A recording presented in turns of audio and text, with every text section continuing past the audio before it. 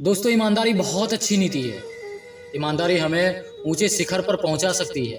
आज मैं आपको ऐसे की स्टोरी सुनाने वाला हूँ। ये स्टोरी आपकी सोच जरूर बदल देगी। आप हमारे साथ वीडियो के अंत तक बने रहिए। किसी राज्य में एक राजा रहता था। उसके पास सब कुछ रहने के बावजूद भी वह उदास रहता था। वह इसलिए उदास रहता था कि उसके पास एक भी संतान नहीं था। वह ये सोच सोच कर परेशान रहता था कि उसके गुजर जाने के बाद ये राजपाट कौन संभालेगा। उन्होंने एक दिन मंत्रिमंडल से मिलकर सलाह लिया कि हमारे गुजर जाने के बाद ये राजपाट कौन संभालेगा। सभी ने अपनी अपनी राय दी, जिसमें एक मंत्री ने कहा, राजा साहब, आप किसी बच्चे को गोद क्यों नहीं ले लेते हैं? वो बड़ा होकर आपका राजपाट संभालेगा। इस पर राजा ने कहा, बड़ा होकर वो कठोर राजा बन गया और प्रजा के साथ अन्याय करने लगा, तब क्या होगा? प्रजा हमें गालियां देगी, हमें बुरा भला कहेगी। यह सब हमसे बर्दाश्त नहीं होगा। दोस्तों, राजा का भी सोचना एकदम सही था, क्योंकि किसी पे भरोसा नहीं किया जा सकता है। इस पर मंत्री ने कहा, राजा साहब, इसका भी हल है हमारे पास।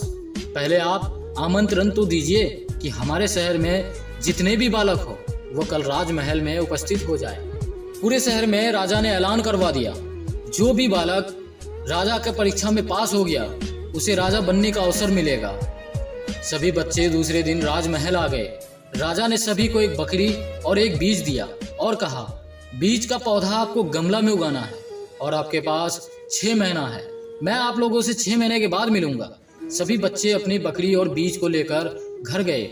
उसमें से एक बच्चा बहुत ही गरीब था, लेकिन वो बहुत ही ईमानदार था। उसको भी ये मौका मिला था।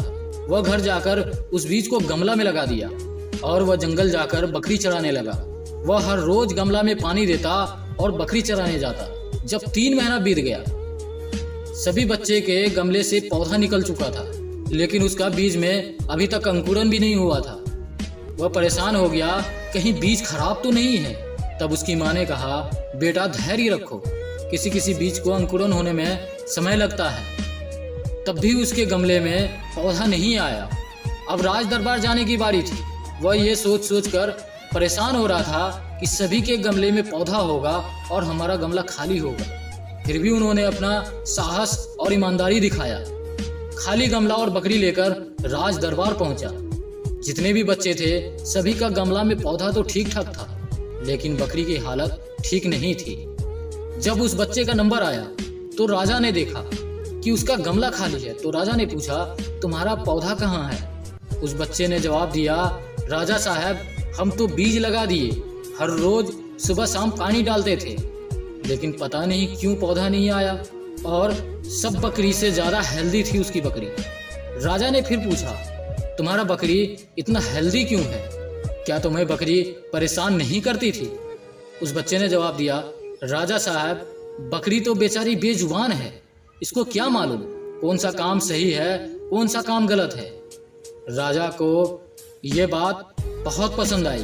उसकी नरम दिल और उसकी सच्चाई ने राजा का मन मोह लिया। राजा ने तुरंत ऐलान कर दिया, आज मैं इसको गोद लेता हूँ और आने वाले समय में इस राज्य का राजा यही होगा। दोस्तों, इस कहानी से हमें ये सीख मिलती है कि हमें अपना व्यवहार दूसरे के साथ अच्छा रखना चाहिए, तभी हमारा अच्छा होगा।